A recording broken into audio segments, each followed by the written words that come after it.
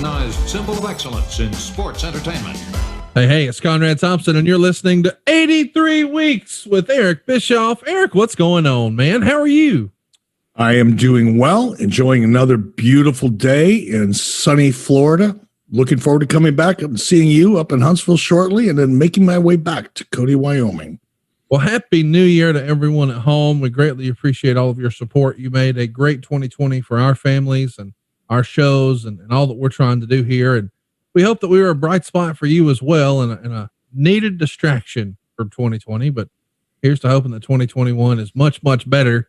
We thought, hey, what better way to get the year started than to just give the keys to the show to you guys? So we're doing a hashtag Ask Eric Anything. That allows us to really put you in control of the show, bounce around, cover a lot of different topics all at the same time. Next week, we're going to cover the Sin pay-per-view from January of 2001. There's only 3 pay-per-views left in WCW's history, and this is right on the heels of the Fusion Media announcement. So don't miss that next week. We've got a fun January planned for you, but without further ado, let's jump into it right now. Coach Rosie wants to know, what's the biggest takeaway you get from your wife, Lori, when it comes to a life shift? Of course, Coach is a member of our group over at adfreeshows.com, and I think he's been using Lori to sort of accomplish some personal goals he had. Well, wow, there's been so many of them, but if I had to pick one thing, really, it's learning how to not let other people's negativity affect me and my outlook. I was pretty vulnerable to that throughout the majority of my life until I realized, largely because of Lori, that if I give someone the opportunity to put me in a bad mood, if I give somebody else the power to make me think in a negative way, I'm letting someone else control my life. Yes. And why in the world would I ever want to do that? And she would say things like that to me. She would try to, in a very nuanced, subtle way, because Lori also knows I can be a little stubborn and resistant sometimes. Really? And sometimes she has to work really hard to make things seem like it's my idea in order for me to absorb it more readily and not resist it. And when she finally, after quite a while of working at that, because she saw that as a weakness, that's a flaw in my character. It's not something I'm proud of by any stretch. But when she finally broke through to me and the light bulb went off in my head, it's like, why in the world would I ever give somebody else the power to put me in a bad mood? Right. When I have the choice to be in a good mood, if I just choose to think in a more positive way.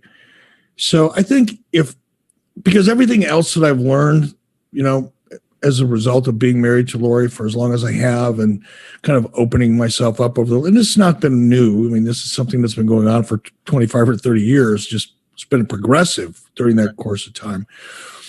But it seems like that was, to me, the turning point, because once you realize that if you're in a crappy mood or if you're in a negative mood, more often than not, it's because you allowed someone to put you in that mood.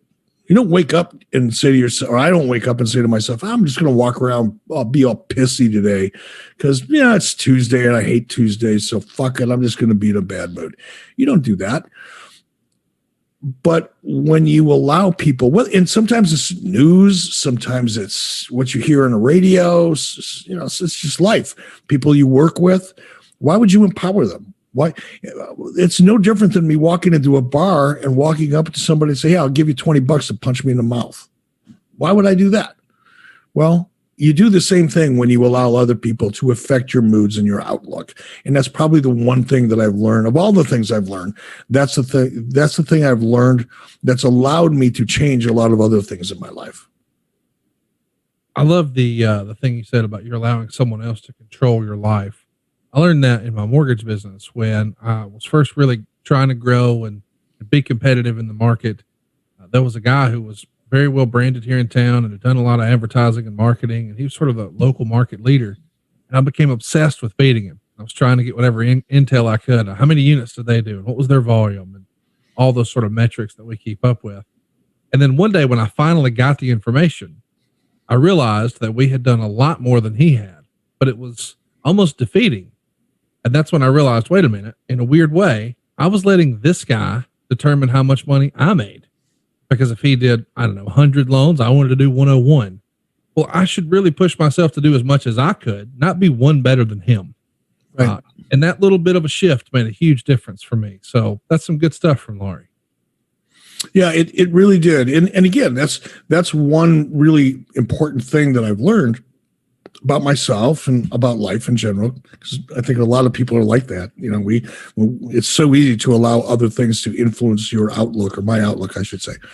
But then once I realized that, you can start applying that same theory and philosophy, I guess, to a lot of other aspects of your life, and realize it's, you know, how you feel when you go to bed at night is up to you. How I feel when I wake up in the morning, it's all up to me. Everything that happens throughout the day, it's up to me. If I want to be in a bad mood, that's my choice. I don't have to. I choose to. Well, why would I want to do that? And now it's second nature to me. I don't like being around negative people. I just don't. Just because I don't want to pay attention to them. I don't want to hear what they have to say. I don't want to let them influence me. So I just choose to be around positive people. And I'm not necessarily saying, you know, cheerleaders and people that are always patting you on the back, but I like to be around people that are looking for a positive outcome in whatever it is they're doing. If it's planting the fucking garden, that's cool too. Somebody's excited about tomatoes. I can get excited about tomatoes if I'm around somebody that gets excited about planting tomatoes. But I tend now to seek out those people as opposed to hopefully having them, you know, cross paths with me in my day-to-day life. So it's all about choices. Passion is infectious, is it not? It is indeed. It is indeed. Charlie Thrower says, Mr. Bischoff, during your TNA or even recently WWE, was there a talent that you thought could change the course of the product? Like Hogan going to WCW? Was there one like sort of standout talent that you wish maybe things would have been a little different for, or they had a different opportunity because you thought they could help level it up? Oh, no, I don't think that way. I mean, I don't process things around me that way. There's certainly been a lot of talent that I have been impressed with, both in TNA and WWE, and even just as a fan watching AEW at home or watching WWE at home on occasion when I do. There's a lot of talent that I see something in that I think perhaps I see something that maybe no one else does, or maybe I'm just kidding myself. Other people see it too, and I just need to be patient. But I don't think any one talent, I firmly believe what I'm about to say. I don't think there's any talent on the face of the earth that can change the course of the business by themselves. It's got to be the right talent at the right time, in the right place, surrounded by kind of what we were just talking about, the right people at the right time. That's going to shift the business. If the business is going to shift, it's going to shift as a result of a multiple of different things, in a variety of different things. Certainly not just talent. Talent's always going to be important. This is a talent-driven business, always has been, always will be. But it takes more than just the talent for a seismic shift to occur. And I see a lot of talent out there that I think has a ton of potential. But it's just about timing and being in the right place at the right time and being surrounded by the right people. Boy, here's a tough one. Had you stayed with the company, how would you have handled COVID and mania, or what would your input have been? God, it's so hard. You know, it's because there's so much. I mean, if you look at WrestleMania, I'm assuming the reader or the listener is talking about last year's WrestleMania. Right. Take everything that everybody knew and understood about COVID last year at this time, almost a year ago, and you could add it all up, put it together in a bucket, and there was about 1/10 of the information that we actually still need today. There's too many unknowns. I would like to think that I would have been pretty supportive of WWE and the way they went about it. I would have not been one of those people, and I'm still not, by the way. I'm not going to get into a political conversation here, other than to say that even now today, We don't know half of what we need to know. Right. All of the experts, I mean, how many times have we heard Dr. Fauci, everybody puts up on this pedestal as being the voice and the authority, and he has all the credibility. He's shifting gears on this thing every 45 days. And part of that is because the virus is still something that's new. We're still studying it. We're still learning things. Right. But, Fauci was the guy that came out and said, no, Matt, don't wear masks. Masks are bad. They're not going to really protect you unless it's a surgical mask, and they're actually going to make things worse. And then a month later, oh, no, you have to wear a mask. Well, one of the reasons I think that we're all so confused, no matter whether you believe in masks or don't believe in masks, you're a Republican, you're a Democrat, or an independent, or you're agnostic. One of the reasons I think that people are having such a hard time making decisions about what they should do with regard to COVID is because the messages are so mixed. Stay at home. Don't go out. Unless you're a governor, then I'm going to go out and party with 40 of my friends at an exclusive restaurant. But all of you stay home because it's too dangerous for you to go out, but it's not too dangerous for me to go out. Forget about the political ramifications of that. It's a mixed message. Is it dangerous or is it? Or obviously we know it's dangerous. We know it's real. But what's the most effective way to conduct your life? And let's stick with that. Let's all act upon that. But when you've got politicians and scientists, by the way, who are disagreeing with each other, the people in the middle, which is the vast majority of us who are walking around looking for information to kind of guide us, are fairly freaking confused as a result. All that being said, I would have opted, I'd like to think, wasn't really in the process, so it's hard to be sure, but just knowing who I am and how I conduct myself on a daily basis, I would have opted for doing everything in our power to take every precaution we could possibly take. But I'm the show must go on kind of guy. Life must go on. Everything must go on. I'm not a big believer in shutting down and hiding and sticking my head under a rock and hoping things will get better so I can come out. So I would have probably been very supportive of the decisions and the choices that WWE made during WrestleMania or AEW made during those same periods of time. Take every precaution you can possibly take and pray for the best. Mr. Bischoff, how would you have booked the invasion? Which one? The WCW invasion of the WWF summer of 2001. Of course, we remember Lance Storm, Buff Bagwell, Booker T. Oh, okay. I'm sorry. I wasn't trying to be a smartass. It's just been different invasions, so I wasn't sure. I should have reacted quicker to that one. I'll tell you what I wouldn't have done. I'm not sure what I would have done, but I can sure tell you what I wouldn't have done. I wouldn't have had Vince McMahon turn around and reveal himself in the chair as the evil genius that was going to bring back the NWO to destroy his own company. That was such a non-starter from a creative perspective. Yeah. It absolutely, I don't care how big of a fan you were of WWE at the time, you couldn't possibly buy that. It was so nonsensical that to me, some of it was the talent, but there were certain things going on. I'm not going to reveal them here. I happen to know things that I only know because I was behind the scenes afterwards. But it wasn't just about the talent that was or wasn't available. It was the premise. God, I'm so hesitant to say what I'm about to say, only because I've said it so many times. But if you start out a story with one foot on a banana peel and the other in a bucket of cement, where are you going? Right. And that's exactly what that was. Yeah, WWE had one foot on a banana peel and the other foot in a bucket of cement. That's how the story started. And there was no way it was going to get better from there. Let's do another one here. This is from Thunder.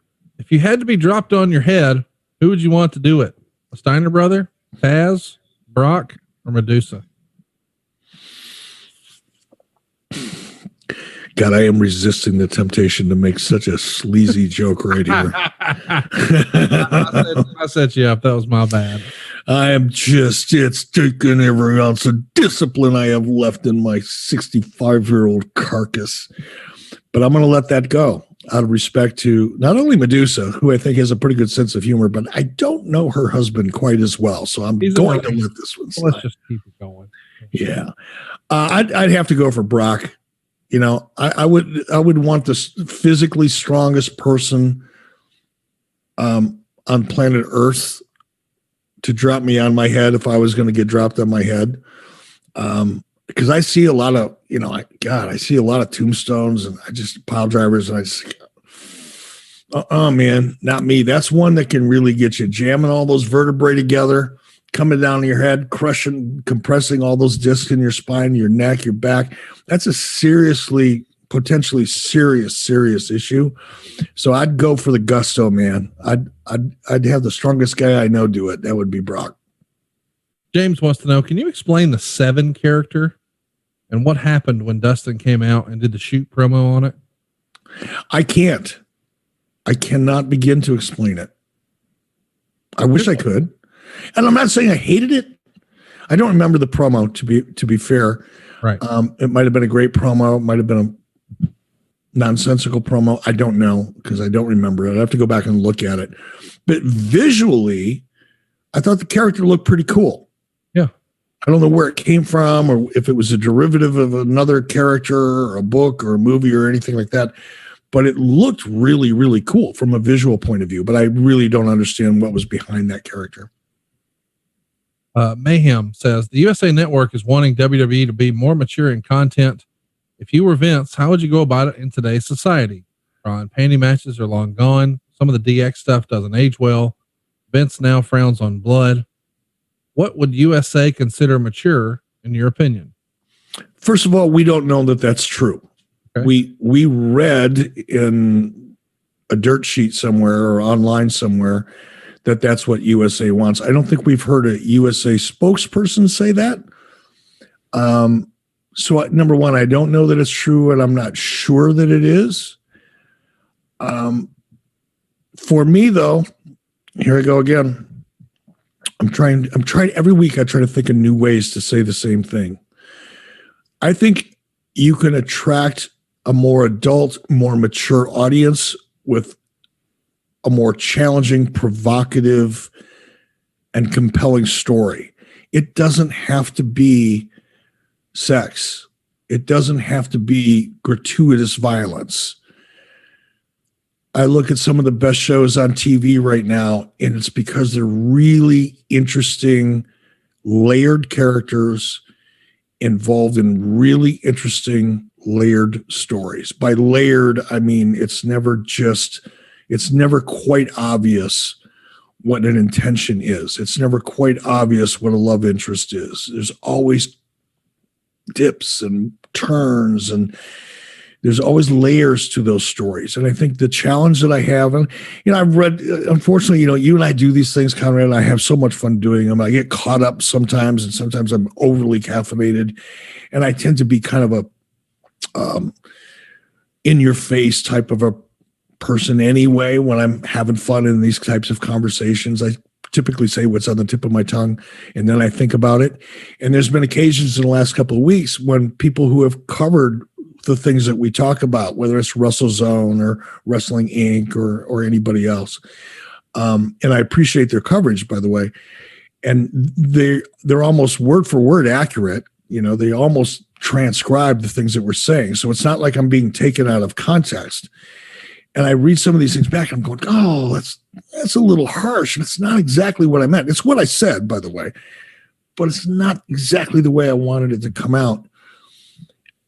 I think what WWE, AEW need to do is really, and they already know this. They're not listening to, the Wizard of Oz here behind the curtain. They already know. They're well aware of what I'm saying.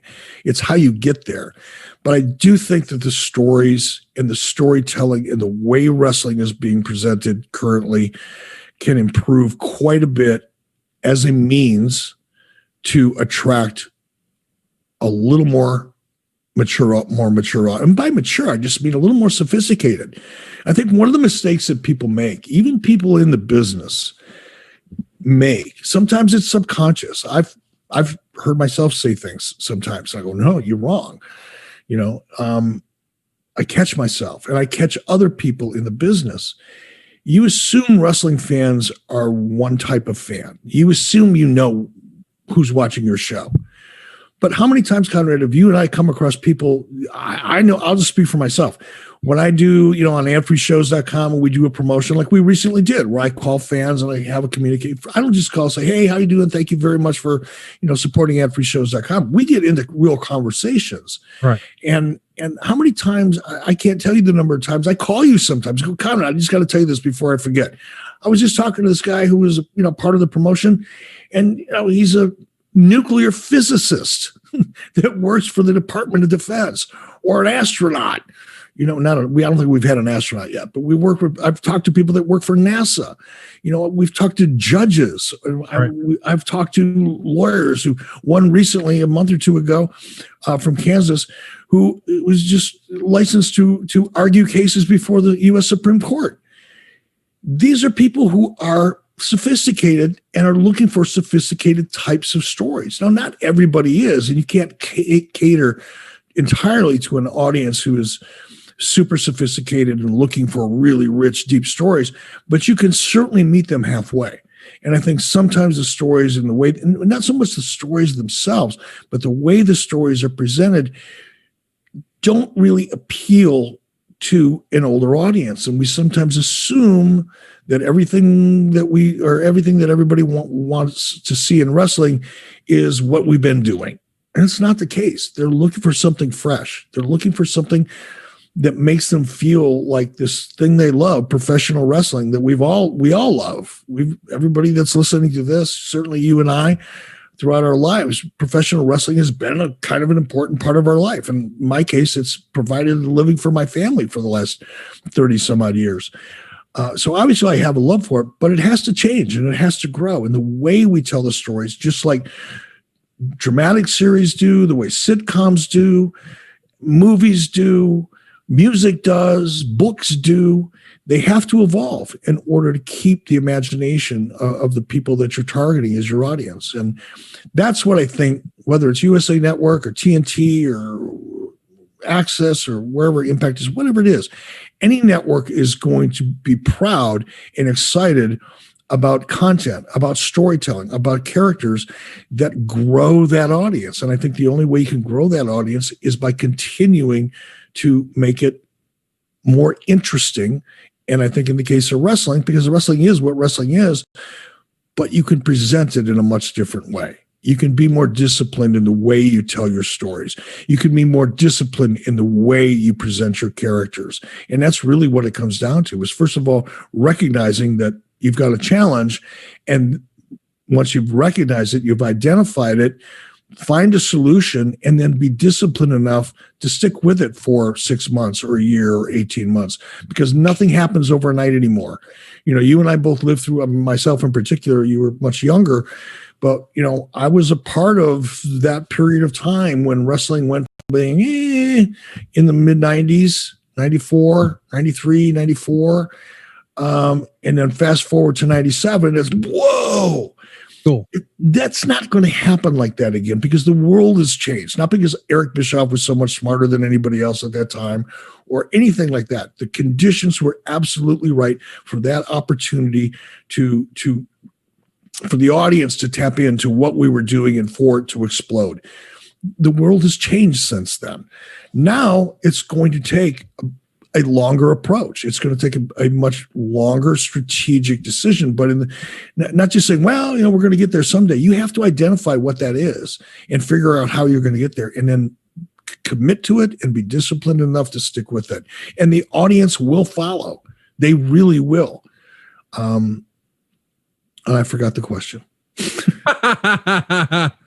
Well, we were just talking about, what USA considers mature. What would you do?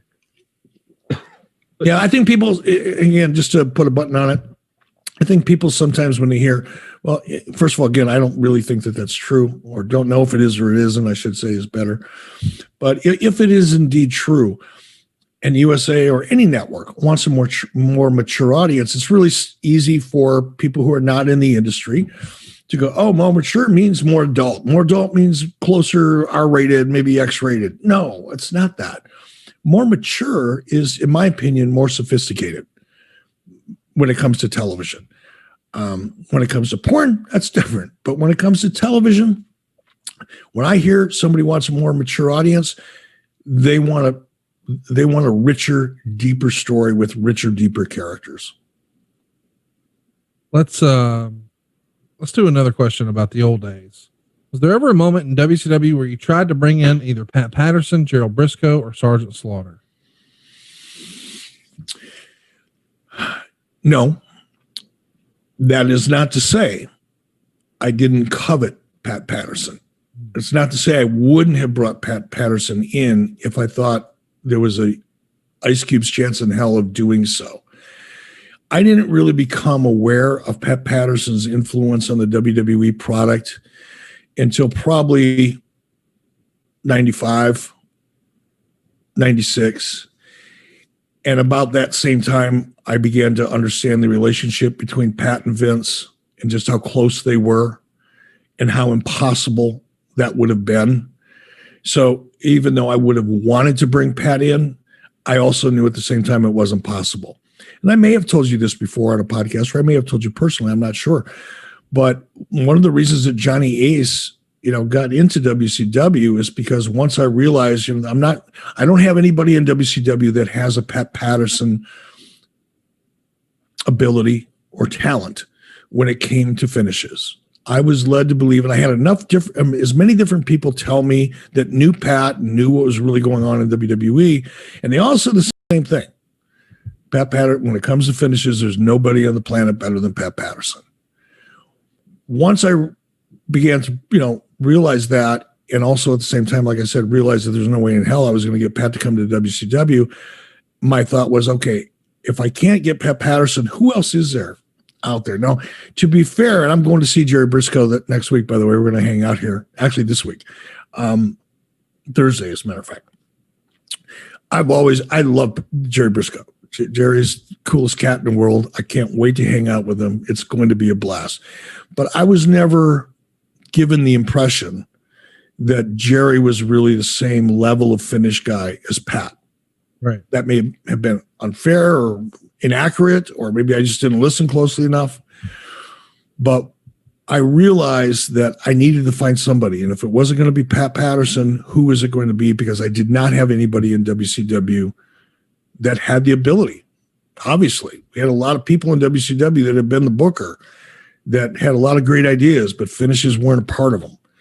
And we needed better finishes. So that's how Johnny Ace, I heard the word. Johnny was the guy in Japan that was booking some really, really great finishes.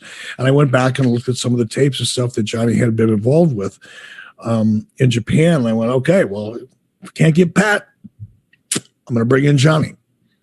And unfortunately, never really got a chance to work with Johnny as a finish guy. He came into WCW and ended up working in talent relations before we had a chance to get him into creative.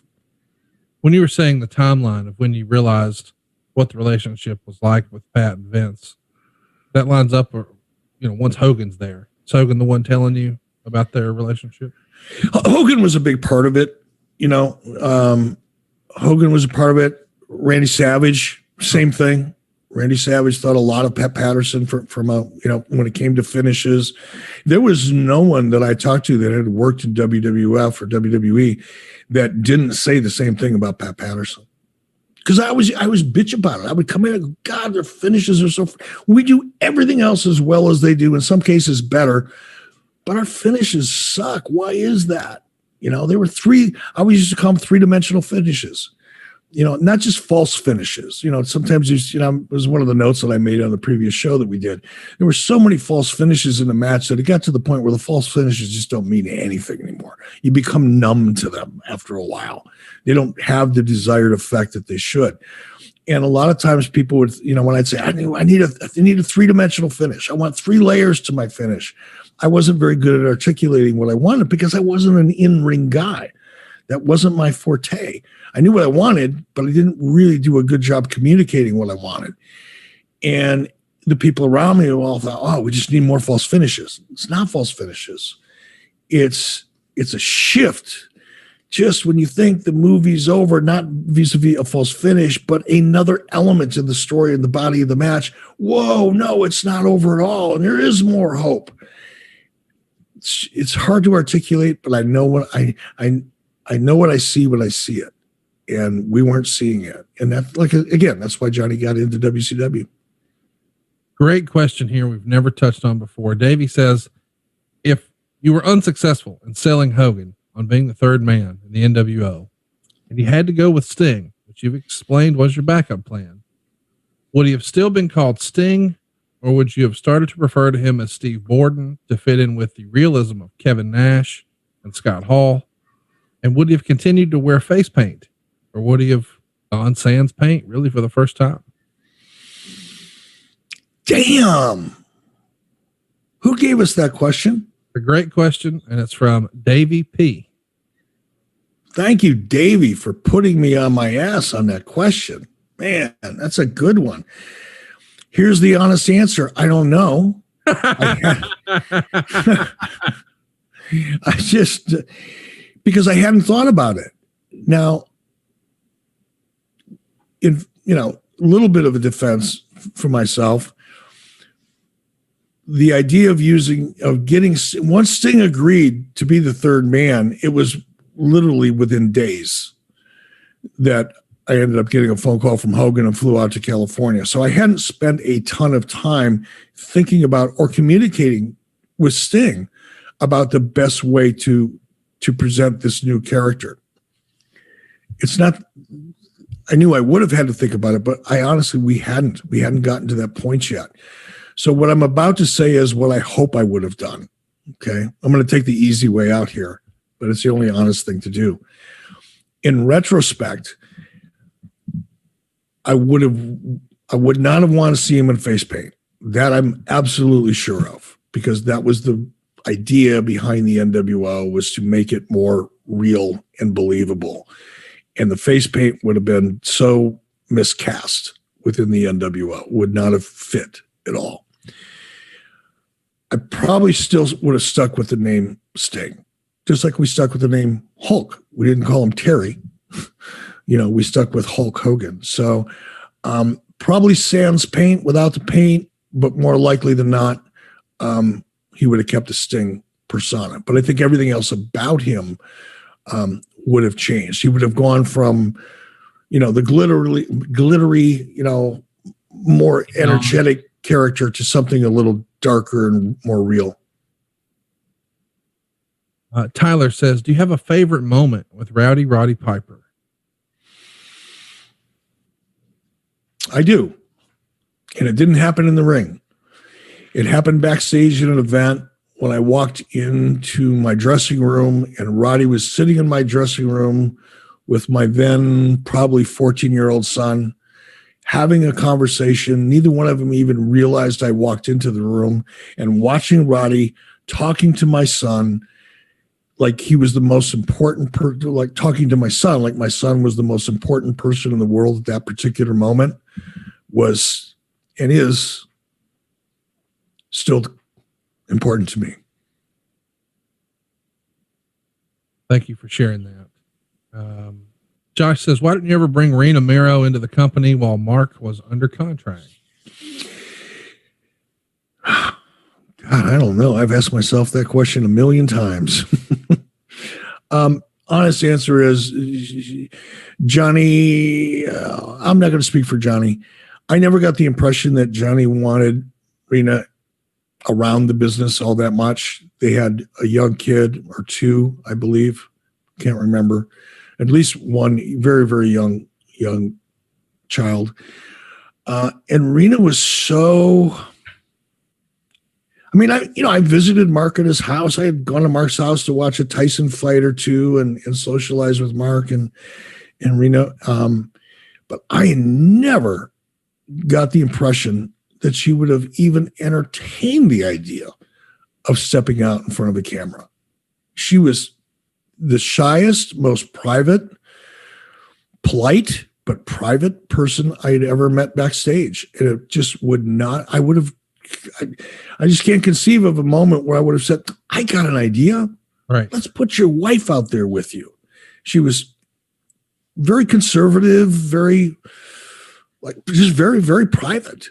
I just never would have got the impression she would have ever wanted to be on camera. Shows you what I know. Big Extra says, at what point did you know the NWO was out of hand? It was a great group and it had 5 to 6 members, but when it had more members, it seemed to be more watered down. I know that's the prevailing opinion of a lot of people that listen to the show, and certainly a lot of people that were watching Nitro back in the day. It wasn't because the NWO got too big. It was because the NWO got big because there was a plan for the NWO to have its own show and for the WCW brand to have its own show. And if the NWO was going to have its own show, guess what the NWO needed? More people on the roster. Right. Where things went awry and where the whole plan really began to collapse is when it became apparent to me almost impossible to achieve what we had started out to do. That's when all of a sudden we wake up one day and go, oh, well, we're not going to be able to do that. Now what do we do? By that point, the NWO had way more people on the roster than it needed. It's not an excuse. It's just, it is what it is. We've covered this before in different conversations, and different topics, and different shows. But again, NWO was supposed to have TNT Nitro. WCW was supposed to have Thunder. Had plans gone the way we had hoped they would have gone, the way that I wanted them to go, we wouldn't be having this conversation. We might be having a different conversation, but we wouldn't be having this one. Let's do another one here. This is from Joseph. He says, if the AOL Time Warner merger would have never happened, do you think you could have made Eddie Guerrero, Chris Jericho, and others main event superstars? The idea being you had a lot of great talent that ultimately didn't become main eventers until they left.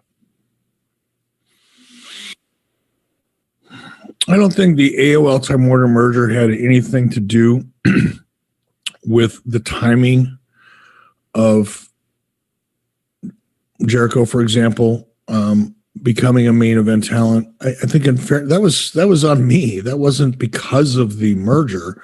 Right. The merger had nothing to do with it. What the issue for me was, you had, starting at the top, Bill Goldberg, Hulk Hogan, Ric Flair, Roddy Piper, Randy Savage, Lex Luger, Sting, a lot of other very dependable top stars that were still very viable.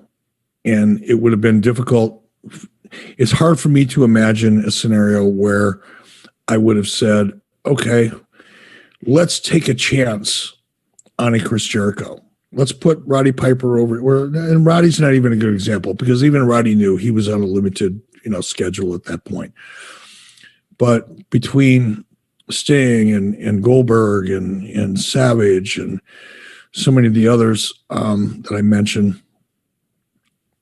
I just don't think I would have done it. I don't think in my mind, well, I'm not going to say I think, in my mind, Chris Jericho wasn't ready for that type of a run at that point in his career. Arguably, I was wrong. History has proven that. But that had nothing to do with the AOL Time Warner merger. I wish it did, because I wouldn't have to take so much shit over it, but it didn't. Stockman says, in your work on reality TV, what show were you proudest of and why?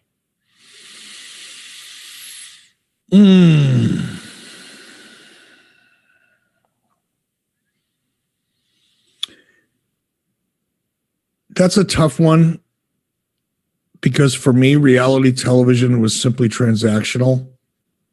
It was a way to make a lot of money. I hate to say this, but it's true. I wasn't passionate about any of it. I was passionate about being in the television business. I was passionate about finding an opportunity to do something that made me really proud of the work. I did shows that were fun. I did shows that were very successful financially, but there weren't shows that I was passionate about. And I'm disappointed to hear myself say that, but that's true. It was transactional. The wrestling business was in my rearview mirror. The reality television business was a huge business, but I think you'd be hard pressed unless you find somebody like Tom Beers, who produced shows like Deadliest Catch and things that were really groundbreaking. But those were almost documentaries more than, the reality shows that we were involved with. And again, you have to, who were we? You were Eric Bischoff from the wrestling business and Jason Hervey, who was a child star from the 80s. Well, what types of shows were we likely to get sold? What types of talent were we likely to attract for the types of shows that we were going to get sold? We were going to sell shows that were celebrity-based, competition reality, kind of over-the-top reality shows. Those were not going to be shows that are going to make people think or are going to change the world or going to be so artistically acclaimed that, you get an Emmy for. They were simply transactions. And I'm proud of all of the transactions that we made because we made a lot of shows and we made a lot of money making those shows. But there was nothing that I could point to say, you know what, that was something that I can be really, really proud of. I will say one of the last shows that my company produced was a show called Dope Man. And it was a one-off. It was a single episode designed to be that had a lot to do with interventions and drug addiction and the reality of that situation. That was a show that I think had the potential of being something really, really important because it dealt with it wasn't a celeb reality show. It wasn't a competition elimination show. It wasn't a bunch of B-list Hollywood actors getting together and competing to see who gets a spot in the next big TV series. Those were the kind of shows we were doing. And I'm grateful for the opportunity to do them, but they weren't going to change anybody's lives. Dope Man was a show that could have and probably would have changed some lives. It just, the timing wasn't right. Didn't work out. There was already a couple other shows that were really successful on the A&E, and A&E is the network that bought our show, The Dope Man, thinking that they were going to replace what was the name of their show? They had an addiction. Intervention was their big franchise, intervention show. For years. And they thought that they were going to end up replacing that show and they were going to replace it with ours, but decided to keep that show for another couple of seasons, which is why our show didn't see the light of day as a series. But the quality of that show was very, very, very good. And I was proud of that. Now, I didn't have a lot to do with that show, to be honest, but that was a show that my company produced that could have made a difference. And I would have been really proud of that one. Man of the 90s wants to know if you would have been available, would WCW have thought about hiring Jim Cornette, either as a talent or backstage agent or booker? No. Nick says the motorcycle question again. How many have you owned? What was your first one? What was your favorite one? What got you into them? Well, my first one was a mini bike with a 5 horsepower Briggs and Stratton. Yep. I got that one when I was about 11 years old, 10 or 11 years old. Quick story behind that. I was a paper boy in Detroit. And back then I used to go to the main office. I'd pick up all my papers. I had a route of about 45 or 50 people in the neighborhood that I delivered papers to. So I'd go pick up my 45 or 50 papers on my bicycle, and then I'd take them out and I'd deliver them. Well, the neighborhood that I lived in was right on the border of East Detroit and Detroit. The houses were really old. You've seen these, I don't know what the type of houses are called, but they're old houses, but they all have these really big porches in the front. Like the porch is the coolest part of the house in reality. Huge porches, wooden porches. And this particular house had a big flight of stairs leading up to that porch. Well, these people that lived in this particular house, they had a German Shepherd. And the German Shepherd was always tied up back. And I knew it was a mean dog. That dog wanted to eat me alive, but it was always on a chain in its backyard. For whatever reason, the elderly people that owned this dog had left the dog off the chain, and the dog was, and I've always been a dog lover my whole life, always been a dog lover. And this dog was sitting up on the porch this particular day, which was odd. But as I got off my bike, and I was pretty smart. When you love dogs, you grow up around dogs, you learn how to read dogs because you can figure out real quickly if you just read their body language whether they're going to be friendly or not. Well, this one swerved me because I got off my bike and I'm looking at this dog and I'm thinking, I don't know. This thing's always mean. He's always wanting to kill me whenever he sees me. But he's sitting up on the porch, his tongue hanging out, wagging his tail, ears were up, I'm thinking, wow, he's not mad at me today. So I cautiously grabbed my newspaper out of the bag. I slowly walked up the sidewalk, which is about a 40 or 50-foot walk. Got about halfway up. The dog's still wagging his tail, tongue still hanging out. Looked like he knew me all his life. Everything was cool till I took one step on the first step on that porch. And that dog came off that porch like it was shot out of a dog cannon. All I saw was a mouth about this big. And the dog grabbed me by my face. You probably can't see him now. The last 5 or 10 years, it seems they've gone, the scars away. But I had a deep scar on this cheekbone, a deep scar on this cheekbone, one down here on my lower jaw, and another one down here. Dog literally just grabbed me in the face, came from the top of the stairs, took me down, pinned me on the sidewalk, right? Wouldn't let me up. Now, it wasn't like, shaking me or anything like that, but it had me pinned down there pretty good. And then the old guy, the elderly man, the gentleman, of course, he hears the ruckus, right? He comes out. Eventually, he was really elderly, eventually got down the stairs with a broom, and he's whacking on this dog. The dog still wouldn't get off me. Eventually, a neighbor came over, got the dog off me. I ended up with a face full of stitches, ended up going to the hospital. Now, here's the cool part. I go to the hospital, which is about 5 minutes away, 10 minutes away, got stitched up, went back to the house, grabbed my bike, and finished my paper route. That was me at 10 or 11. Finishing the match, brother.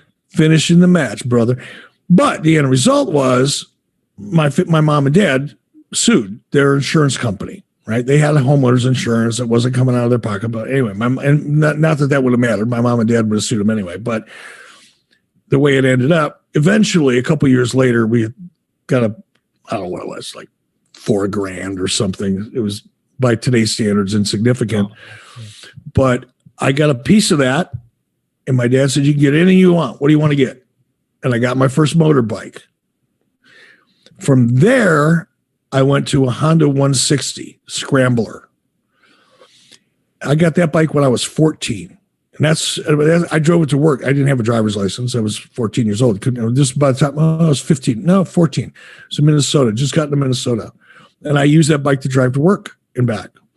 And I went from the Honda 160 Scrambler to a Honda 305 Superhawk.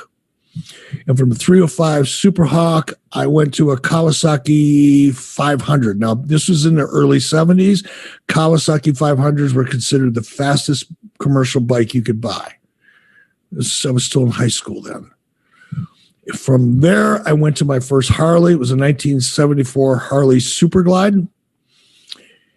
And then I went bikeless for a period of time. And then I ended up buying, by then I had a couple bucks. I ended up buying a bunch of more motorcycles. I rode them for a year, find out which ones I liked, which ones I didn't like. And now I've got an old beat up. Well, I say beat up. I bought a 1995, they call them a bagger. It's got all the bags on it. It's like doctors and lawyers and shit drive, just because they like to pack shit with them. But I stripped all of that off. I put in a super high performance 124-inch S&S motor, which delivers about 114 horsepower to the rear tire. I sound like a motorhead, but I'm not. Put in a Baker 6-speed transmission, took off the belt drive and put on a chain drive because there was so much torque and so much power on this motorcycle, it would eat the belts. Customized it, painted it all flat black, and I haven't washed it since 2004. So it just looks gnarly and nasty. It looks like an old, if you walk by this bike and you said, how much do you think that bike's worth? Somebody would say, I don't know, maybe $1,500. I've got about 65 or 70 into it. It's mechanically, it's a rocket. It is an absolute rocket, but it just looks like an old beat up bike and it's all dirty and grungy looking, but that's what I like. That's great, dude. I love you telling the old paperboy story. I didn't realize so many guys in wrestling used to have paper routes. Ric Flair had a paper route. I mean, I had mine in Detroit, and in the wintertime, it was cold. Yeah. It was cold. And on Sunday, especially Sunday mornings, like during the week, it was no big deal because I would deliver my papers after school, right? It was cold, but it wasn't that bad. But man, on Sunday mornings, like in January, when you had to get up at 4 o'clock in the morning, because I'd have to pick my papers up by 5. I had to walk to the place where I had to pick up my papers with my wagon, because Sunday papers were big. They weighed about 4 pounds a piece, right? So 45 of those fuckers weigh about 160 pounds. Can't carry those on your bike. So I had to take my little red wagon. Yep, I had a little red wagon. Walk myself, 4 or 5 miles to pick up my papers. Walk back 4 or 5 miles and then deliver them in the dark. And it was so cold. I still, to this day, I don't read newspapers because of it. That's tremendous. Here's one that we haven't really touched on before, but we talk about it on all my other shows. Jared wants to know if Eric was going to his favorite barbecue joint, what's he ordering? Pulled pork bladder, bacon, beans, and broccoli.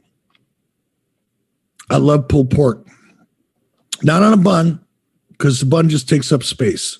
Yeah. Very, very valuable space. When you get really well done smoked pulled pork, I had to be careful how I said that because it would come out all fucked up. But man, good pulled pork with the right barbecue sauce, kind of hard to beat. James wants to know, what was your favorite match growing up in the AWA? Kurt Hennig, Nick Bockwinkel. Hands down, I'll never forget it. I still go back and watch it every once in a while. It made as if you can't tell, it made a really big impression on me. Just the quality of everything about that match. Nick Bockwinkel's character, his technical ability, his promos, everything about it was so believable and so good. And Kurt Hennig, who was just a kid, he was breaking into the business. His selling, if you go back and find that match, watch this kid, Kurt Hennig, because that's what he was then. Watch him sell and call me or let me know, email me, find me on Twitter, however you find me, and tell me anybody you can think of that was half as good as Kurt Hennig at selling at Kurt Hennig's age or stage in his career. It was awesome. Tad wants to know, what's your favorite big game animal to hunt? That's changed a lot over the years. I find myself, I'll still hunt. Like I'll go elk hunting. I went elk hunting this year. I didn't get one. And I wasn't disappointed that I didn't get one. I love to get an elk about once every 2 or 3 years because it's just Mrs. B and I. So we don't have a big family. An elk will last us a year or two. Wow. We vacuum seal it, take care of it and got a good freezer. So, if I go out and get an elk, it'll last us almost 2 years. Sometimes a little longer. But I'm having a harder and harder time getting excited about it. And physically, I'm in more than enough shape to be able to still go out and do it. It's not that. But I like looking at them too much. Yeah. And I start feeling less enthusiastic every time I pull a trigger. I'm not sure I'll hunt again. Not because I believe in hunting. Look, if it wasn't for hunters and hunting, we wouldn't have the abundance of wild game that exists today because it's hunting licenses and all the fees and all the taxes and all the other. If it wasn't for that, you wouldn't have game wardens. You wouldn't have a lot of the laws. You wouldn't have a lot of the things that have allowed wild game to be more abundant today than it's ever been in reality. So it's not that I've got anything against hunting anymore. It's just, it's harder and harder for me to get excited about doing it. Now, I love to hunt ducks and geese. I'll always do that until I'm physically not able to do it anymore. That I truly enjoy doing. And I don't have the same issue with it for some reason. But man, when I see a big elk or a big deer, and more often than not, if it's not an absolutely perfect situation, meaning it's not to get graphic about it, but I'll only take shots that are 300 yards or less because I know that's the limit of my abilities and my equipment's abilities, the particular rifle that I use. And if I'm going to take a shot, I have to be 110% sure that it's going to be a one-shot clean kill. I don't want to wound anything. That's just not my thing. And more often than not, now when I go out, I'll look at it. I'll look through the scope of my rifle. Say, okay, is that within 300 yards? Yeah. Am I 110% sure I'll be able to take that animal without? Usually, if you do it right, the animal never even hears the gun go off. Yeah. And because a bullet travels so much faster than the speed of sound. And I find myself going, nah, I'm not 110% sure. Well, 5 years ago, I would have been. But now, conveniently, I talk myself out of shots. So I'm just this year, it's an interesting question on a wrestling show. But just this year, I realized that I'm probably just done hunting big game. Ryan Durkinson. Oh, no. Didrickinson. Whatever. Ryan says, at Judgment Day 03, was that shoot vomit or working vomit? And how many fans did you nail, including puking out of the skybox window, counting the old poor waitress? Yeah, God, that was so much fun. No, that was working vomit, brother. That was working vomit. I don't ever get sick. I can't. I know I've thrown up in my life, but I couldn't begin to tell you when the last time was. For whatever reason, I have a cast iron stomach. I can eat anything. I can drink anything. Now, I'll feel all kinds of bad in a lot of other ways. I'm not impervious, but for whatever reason, I was born with a cast iron stomach and an intestinal system. So it's really hard to get me to vomit. What is working vomit? I mean, I get the reference, but I'm saying, they say, hey, Eric, put this cream corn in your mouth, or what is it? Yeah, I don't know what it was. I didn't make it, and I trusted the people in, the prop department that put it together for me. And I don't know if it was like mixed oatmeal and water and a couple other things, maybe some chopped up hot dogs thrown in. Not really sure what it was, but it wasn't real. That I'm sure of. Brad Saunders wants to know, when it comes to the announcer's table placement on shows, do you prefer ringside or up by the entrance ramp, and why? What's best for production in your opinion? I don't like looking at the announcers at ringside. I don't know why. To me, it always feels small. I don't mind if they're down on the floor, but I need some distance from the ring and the announce table. I don't like seeing them up close to ringside.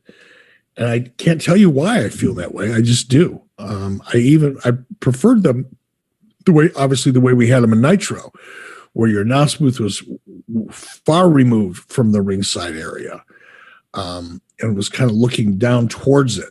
I liked the distance between the two because to me it felt bigger. Just in general, it made the arena feel bigger when there was distance between the announce table and the ring. Here's one from Jeff. He says, did WCW have to pay Marvel a royalty for Hulk Hogan's name like the WWF did? No, because Hulk Hogan owns the trademark Hulk Hogan, not Marvel.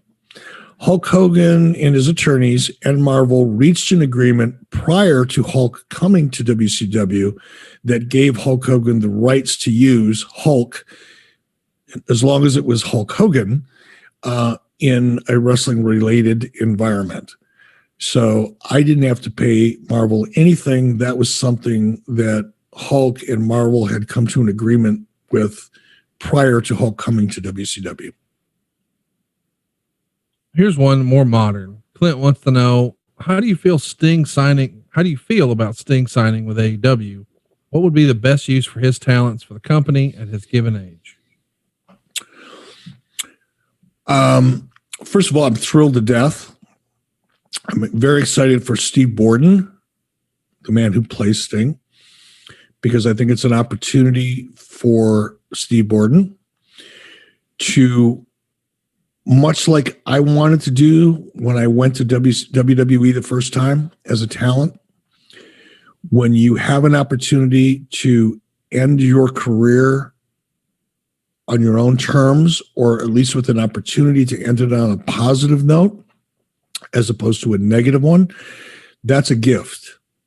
And I'm really, really happy that Steve Borden has that opportunity and received that gift. As far as the best way to use him, that depends on Steve Borden. Right. I said this to you the day he showed, or the day after he showed up. A motivated Steve Borden can be a very dangerous weapon in an AEW arsenal as a character, and dangerous in a good way. And when I say motivated, Steve, obviously he's motivated, and I've watched Steve's appearances since he's been back, and he looks physically, and more than that, he looks emotionally and mentally ready to me. And that's a hard thing to say. Not a hard thing to say. It's a hard thing to describe what I mean by that. But there is a level of energy that I can sense when I see Sting now in AEW. It's kind of like watching somebody that you just know he's bursting at the seams. He's ready to go. And that's when he can become dangerous, because he's motivated. I think physically, Steve Borden knows his body pretty well. He trained all his life. I don't know if he was a bodybuilder at one point. He certainly understands his body and how to get the most of it. And he also understands the limitations that he has, and is mature enough at this point in his career and his life to work around those limitations and not try to work through them. And there's a difference.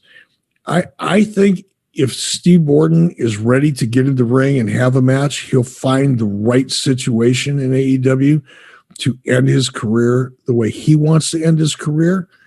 And I could not be happier for him and for the fans of Sting. There's a lot of them out there that want to see him end his career on a high note. So I think it's best. I think it's great for everybody all the way around. Francis wants to know, is there any wrestling topic you wanted to cover on the podcast, but you haven't had a chance to yet? No, no, not yet. I mean, think of one, but not yet.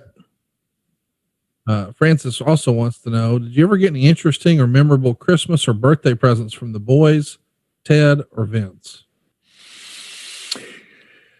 Mike Kolb, who is a member of ours, a family member of ours over at Ad Free Shows, sent me an autographed, a Terry Bradshaw autographed football this year. That was the only Christmas gift I got, and I'm very grateful for it. I'm not a gift giver. I don't know. I mean, for me, if there are people that are close to me in my life, spending time with them is the best gift I can get. I don't know if giving it is that big a deal to anybody else, but that to me, that's what Christmas is all about. I kind of got over the gift giving thing a long time ago. Once the kids got older, it has nothing to do with money or anything like that. When I've had a lot of money, we didn't really necessarily go out and buy a lot of gifts for people and things like that, or expect them. And even now our kids, we've tried to instill in our kids that Christmas is not just about giving gifts. And, we'll do small exchanges and things like that, but I'm not a gift giving or getting type of guy. I feel a little uncomfortable getting gifts as a result of that. So the football I was really excited about because I'm a huge Terry Bradshaw fan. So Mike Kolb, thank you very much, brother. I'll be reaching out to you shortly. But no, that's it. Hulk Hogan gave me a Harley Davidson once. I guess that counts, doesn't it? That counts. Yeah, he gave me a 1995 Harley Davidson Bad Boy. It's a Springer. And guess who has that bike now? Who? My son, Garrett. Oh, yeah, that's cool. He's driving that bike. Actually, we went out. Garrett, there's another really cool dude by the name of Steve Chamberlain. I don't know if you remember Steve. He was in TNA for a brief period of time. He got his leg amputated below the knee in a motorcycle accident, as a matter of fact. And he actually, wrestled in TNA, and he was really, really good. And he was there for a little while, and he moved out of wrestling. Now he owns a painting and construction company here in Tampa, where I'm at right now. And this past weekend, Steve said, "Hey, I've got a Harley, a big bagger, big heavy bike that I like to drive, the type of bike I like to drive." So Mrs. B he let us use his bike, and which was a great Christmas gift, by the way. So we got on his bike, and Mrs. B and Garrett and his wife, Mary Jane, we tooled around Largo and Indian Rocks Beach and around Bel Air and a bunch of the cool little beach towns here in Florida. So that was a cool Christmas gift. Here's a hypothetical. You could have one memento from the WWE warehouse, and let's assume they have everything. What would you want to keep from your career? So let's assume that everything wound up in the WWE warehouse, because there's no way for you to know what the inventory is. But you've talked about here on the show, you didn't really keep much. You kept your old AWA jacket, and you just recently gave that away on adfreeshows.com. But in hindsight, looking back and say, man, I wish I would have hung on to this. What would that have been? I think, maybe anything from the original set, whether it was a Nitro logo or banner or whatever. I know we had a couple Nitro signs that were part of the set. That'd be it. Gil Boldgerg. Well, that's a fun way. Eric, did you or the other WCW employees ever frequent Magic City in Atlanta? What cities had the best or worst gentlemen's clubs? Never went to Magic City. There was a strip club that I would go to from time to time in Atlanta. What was the name of that place? I guess I put it out of my mind. What other towns were favorite spots for the boys in that regard? I'll just speak for myself. I think Montreal is the strip club capital of the world.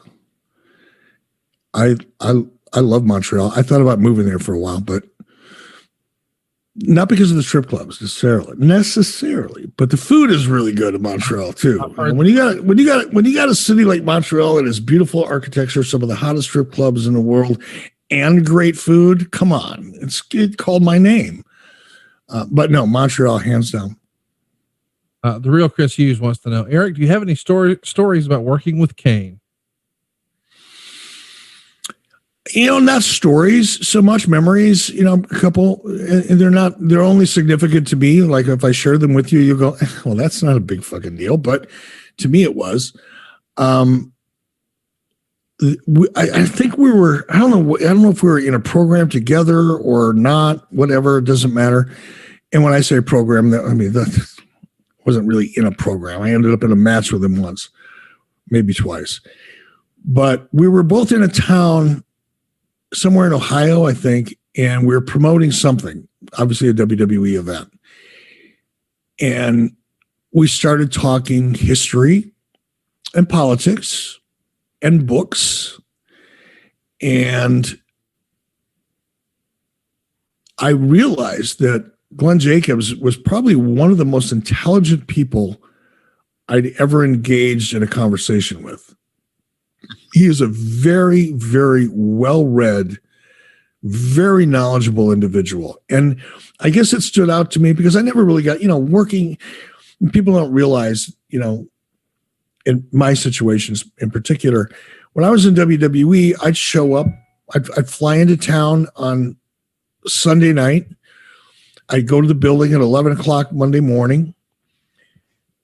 I would do what I was doing throughout the day, and everybody was busy. Everybody had different things to do, different things to focus on, different things to memorize, different things to work through. In the case of matches, you're putting matches together all day long. You're putting your match together. You're doing interviews. And in the case of WWE, you're probably doing a lot of additional promos, and you're meeting sponsors and whatever it is you're doing. So when a talent gets to WWE at 11 o'clock in the morning, it's not like everybody's sitting around playing cards waiting for the show to start. Everybody is really, really busy. Now, there's some dead time during the course of the day, but that's usually individual. So in other words, Conrad, if you and I were both working in WWE, you as a talent, maybe me as an announcer or something, we'd have our own shit to do. Right. And whenever you would have some free time, I'd probably be busy and vice versa. My point to all this is you very rarely get a chance during the course of a working day, or in my case, I never really got a chance during the course of a working day in WWE to sit down and get to know anybody. The only time you got to know someone is if you were sitting next to them on an airplane, perhaps, or if you're on a bus to them as you're traveling with them, as you're traveling through Europe, you have a chance to really get to know somebody. And I never really got to know Glenn Jacobs. But once I was hanging out with him, once we were working on this promo together and we were, in the same car and we ended up waiting together and we started talking, we realized that we both had a lot of mutual interests in history in particular and in politics. And like I said, I realized that he's such an intelligent guy. And after that, he gave me a book. I still have it. I think I'll butcher the name of the book. I haven't read it in 20 years since he gave it to me. But I realized then that he was a much more complex and interesting individual than anybody would ever give him credit for. And working with him was just a gas. He was so easy to work with. First of all, he's so freaking strong. And, when I worked with Glenn, I probably weighed 210, 205. So for a guy as strong as Glenn Jacobs or Kane, working with me would be like me working with a 5 or 6 year old kid. They could just pick you up, do whatever it is they want to do with you, take perfectly good care of you, and make it look awesome in the process. So working with him was a dream. It was just so much fun. And he was so intense, and he's such a nice guy. Just getting to know him, was a pleasure for me. Kyle wants to know, what's your favorite restaurant in Atlanta? There were a lot of great restaurants in Atlanta. When I lived in Atlanta, I worked so much that when I was home, like on the weekends, Lori and I would take the kids to Longhorn Steaks over in Mableton, Georgia. I mean, we didn't go out to eat in really nice restaurants that much in Atlanta. It wasn't until after we got out of Atlanta that we started spending more time. As the kids got older and we had more time to ourselves, and we would explore nicer end restaurants, but we really didn't go out. I'm sure there were a lot of great ones, and there were some that we would go, sushi bars and things like that, but none of them were like, 4-star restaurants or any of that kind of thing. Just local. There was a Mexican restaurant really close to our house that we love going to on Saturday mornings. The family-owned Mexican restaurant, all real legit Mexican food, handmade, nothing that came in a big distributor truck. It was just really great stuff. So those are the kinds of places that I went to. Mayhem sends us a photo, and most everyone listening to this has seen a GIF of this or a meme of this. It's an elderly lady in the front row at a Nitro, really going after Hollywood Hogan, pretending to scratch his eyes out. Doug Dillinger's keeping a watchful eye on her, and he's got his hand on the guardrail beside her, just in case. And of course, the question is: work, shoot, plant. Do you remember this elderly lady and her interaction with Hogan? That was pretty hilarious. I only know it because I've seen that photo probably 500 times since then, on social media. It wasn't a plant, and that was a fun part of coming out, especially when you've got a lot of heat, is you can come out and kind of read the room really quickly and see the people that are the most animated, that really want to get into it with you. Now, you also know they're not really going to hurt you most of the time, almost all of the time. Now, there are exceptions. But, and just going out and fucking with them. Yeah. And just getting them angry. I love doing that. And so did Hulk. So that was a shoot. It wasn't a plant. She did too good of a job. If you would have put somebody in there as a plant, it wouldn't have come off nearly as well because it wouldn't have been real. That was all real, but it was fun. It was fun. And Hogan had to have a blast with that. Oh, he loved it. So, anybody did. Anybody who had heat, if you didn't like going out and messing with the crowd and getting them involved and getting them engaged, then you were really missing an opportunity. That was like the best part of the night. I used to do it with kids. I love to do it with kids because they would lose their shit. The little kids were the ones that really wanted to hit you because they were just, you go in there and I always do the thing. I put my hands up like this, and challenge. Oh my God. It was fun. Here's one from Adam. Who was more important to WCW, Kevin Nash or Scott Hall?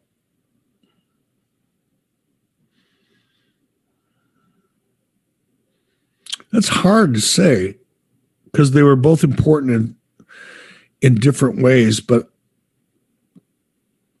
hey, you can only be the first person to plant the first flag, and I'd have to give it to Scott Hall in that respect. Oh. Scott Hall coming down, cutting the promo that he cut. He did an outstanding. I mean, that was a really, really important night. Yeah. So I'd have to say Scott, but in no means would I diminish the impact that Kevin Nash had because it was a different kind of impact. Kevin Nash power bombing me off the stage in Baltimore. Another kind of a big pivot point. I don't know that anybody else, if it would have been somebody else doing that, I don't think it would have mattered quite as much. I don't know. It's a hard thing to answer. This one is from Mark. He says, who was a wrestler or wrestlers that surprised you because they got over big with fans in WCW unexpectedly?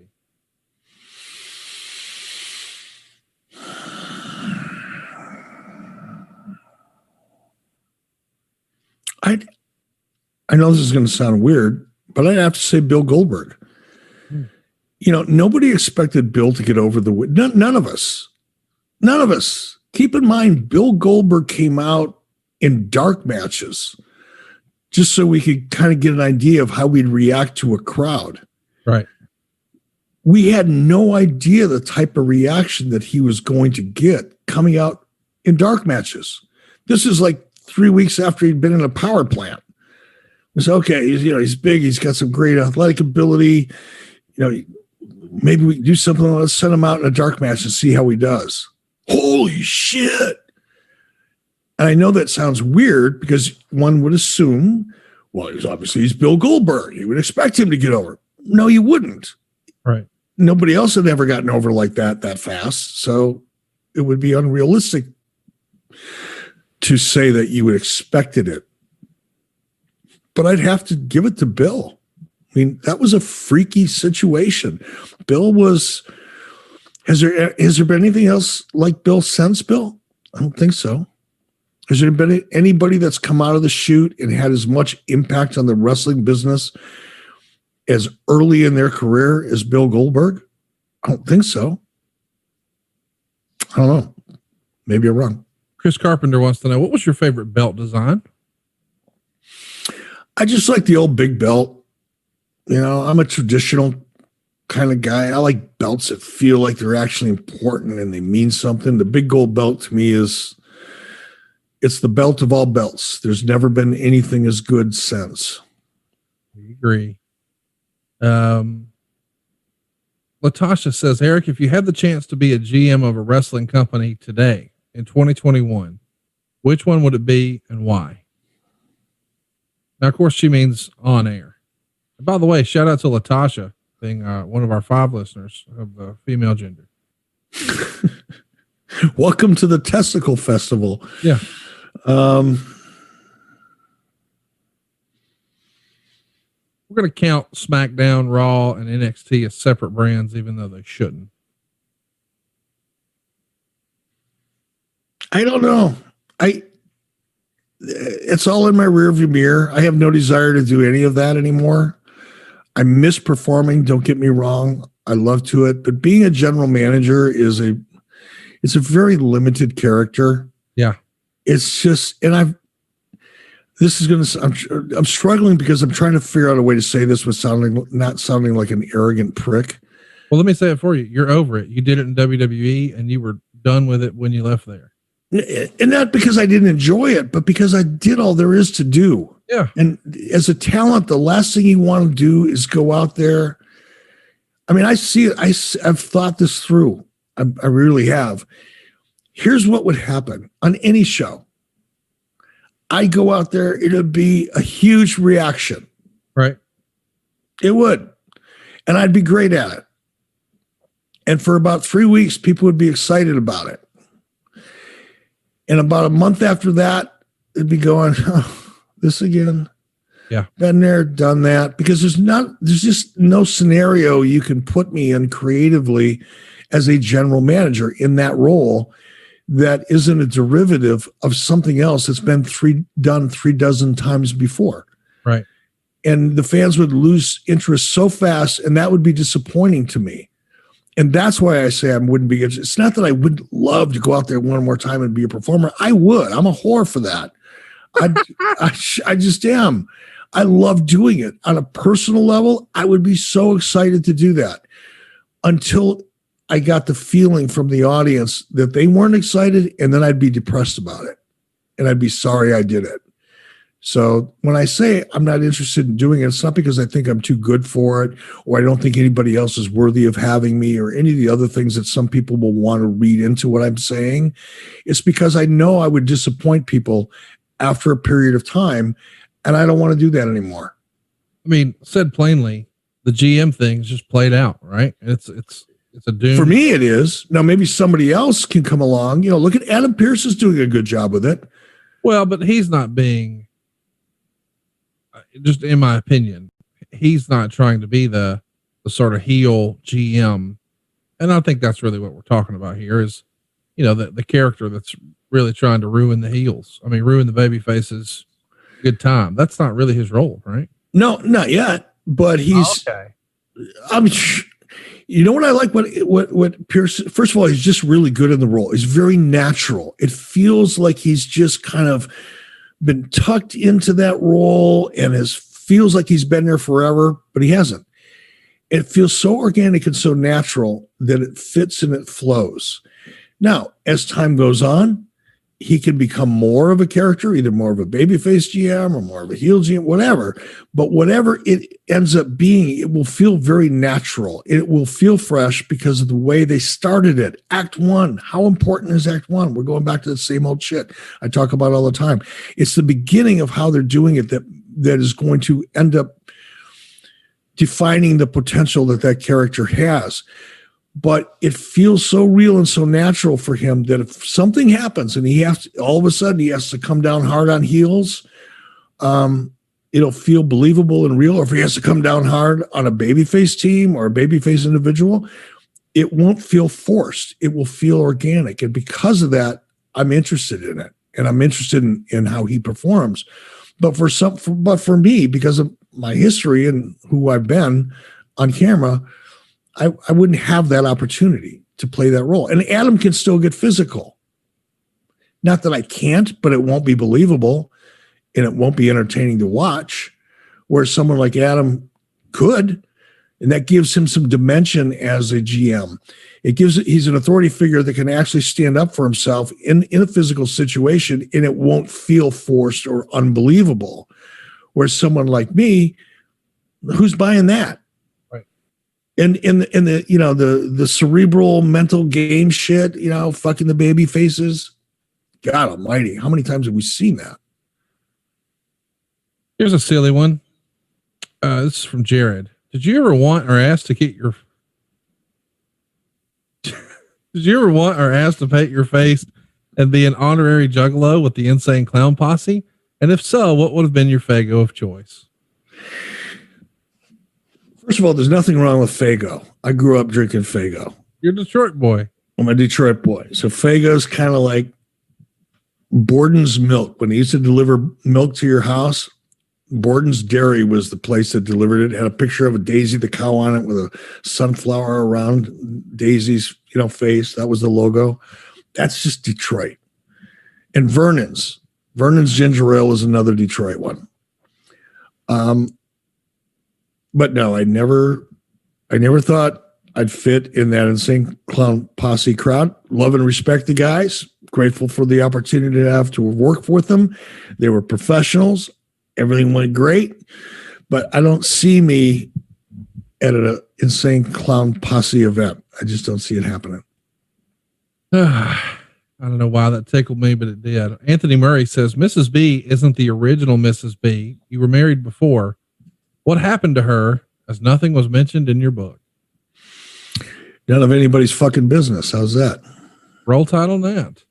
The man of the 90s wants to know, what was the relationship like between WCW and NWA Wildside?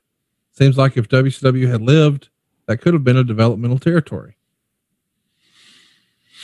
I don't know that there was there a relationship? If there was, it was kind of arm's length, informal type of thing. We were always looking for a place to train new talent or, get a look at new talent before anybody else had a chance to get a look at them. But it would have been a very informal type of relationship. Here's one. This is one that we've never really talked about before. And I'm kind of surprised that we haven't, because you talk about it a lot, but we haven't had a question. Mr. Williams says, throughout your career, we've seen your weight fluctuate. What were the things that you would do that make you go, hey, I need to lose weight? And how do you do so? Great question to be asking after a week and a half here in Florida over the holidays. It's funny. The thought was just crossing my mind this morning. As far as, I'm not really sure what the question was. Are there triggers where you would say, oh man, I need to lose weight? Like, what would motivate you to do it? Would it be you watch your tape back, your pants start fitting a little tight? What's the cue to you? Oh man, trying to get this under control, because we have seen you sort of be all over the board. When I just saw you recently, when you were in Huntsville, you look like you're in the best shape I've ever seen you in. But maybe some of that was just boredom in quarantine. I don't know, but what's the trigger?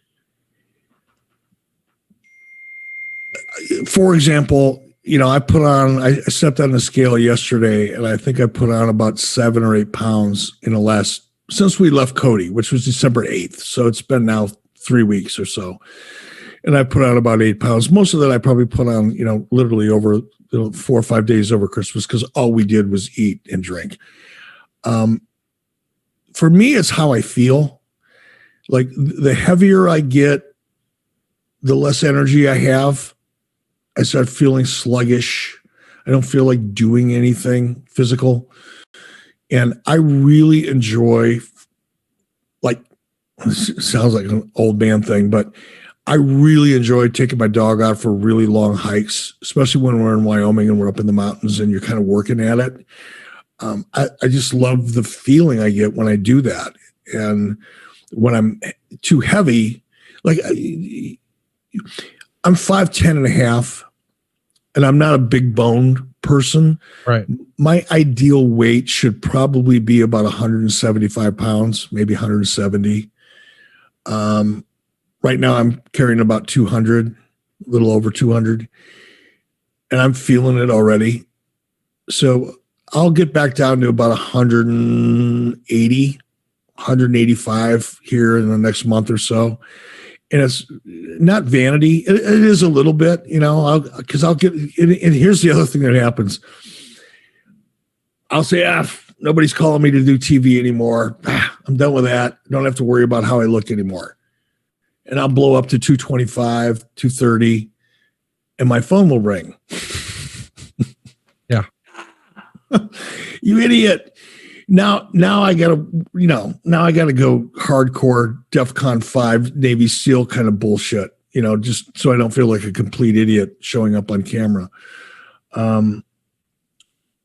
But now I just like to feel good. I like to have a lot of energy, and I like to take my dogs on long hikes. And if I want to do something physical, I want to be able to feel good doing it. I love to run. It's a little harder for me now because I've done enough damage to my right knee over the years. Had an operation or two and just fucked it up being an idiot, between wrestling in high school and college and martial arts and shit. It's a little harder on me now to run, but I love to run. So right now my motivation, honestly, is I want to be able to run 5 miles every other day, just because it makes me feel good. And in order to do that, I've got to be light. If I'm carrying around, can you imagine, throwing 30 pounds of just dead weight on your back and going for a jog? It's harder. So if I want to run again, I have to get myself down to about $175 or $180. And that's my motivation right now. And how I do it, there's a diet called the keto diet. It's really simple for me. and I fast. I do a lot of intermittent fasting. So when I decide, once I get home from Florida, well, not before I leave, if I wait till I get home, I'll be up to 2:30 again. I'll look like a little tiny version of Yokozuna. I'll do intermittent fasting, which means I won't eat anything till about noon, and I'll be done eating all day by 6.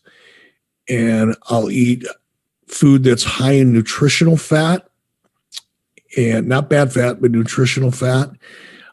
Keep a moderate protein intake and almost no carbs. And I'll quit drinking, because drinking absolutely fucks up my diet. No matter how hard I could work out, I could run, I do all kinds of shit. But if I drink, and not even a lot, but for whatever reason, when I drink, it just fucks up my diet, something fierce. So I have to do all of the above. Keto diet, fasting, no drinking, and I'll drop weight like a motherfucker. 4 or 5 more, and then we'll wrap things up here. Pete Gladstone says, would Goldberg's streak have kept going if he had a better tan at Starrcade 98? And I talked to him about that. I said, Bill, we're running out of rope here. There's only one way to keep the streak alive. And I can't keep the streak credible when you show up looking like a big jacked up glass of milk. So either get the tan or you can't be the man. Yeah, we're going to have Scott Hall electrocute you. I mean, you figure it out. Chris says, could the New Blood storyline have been successful if it were done 2 years earlier and with guys like Jericho, Guerrero, Benoit, and Mysterio? Great question. It's a great question. And I think the answer is, yeah, possibly. I mean, there was nothing wrong with there was a lot right about that story. There was a lot of things right about that story, and it had potential. It certainly was not executed as well as it could have been. And part of that was that there just wasn't enough thought given to it. It wasn't something that was there was no long-term plan for it. I think if there would have been a better job, and that's partly my fault, by the way, mostly my fault. In fact, I'll take full credit for that one, or full blame, I should say. That's a story that could have and should have had a longer term plan, and it just didn't. Mr. O'Brien says, greetings from Ireland, Jameson or Guinness? Jameson for now, but I want to tell you about something I learned over the holiday break. Conor McGregor's proper 12 is not a bad way to go. I don't know if you've tried it. I was a cynic because I'm a Jameson guy. Right. And I made the mistake of reading a couple reviews months ago. And my son had a bottle at home. He said, try this. And I went, oh man, it's a gimmick scotch or Irish whiskey. I'm not into gimmick Irish whiskey. He said, no, try it. I think you'll like it. Reluctantly, I did the sniff test. I went, not bad. Bam. Are you going to watch Conor McGregor fight later this month? Who's he fighting? It's a rematch. I think Portier. Yeah. Hell yeah. I'll watch that. I think Conor McGregor is a great character. Man can sell a fight. I love watching him.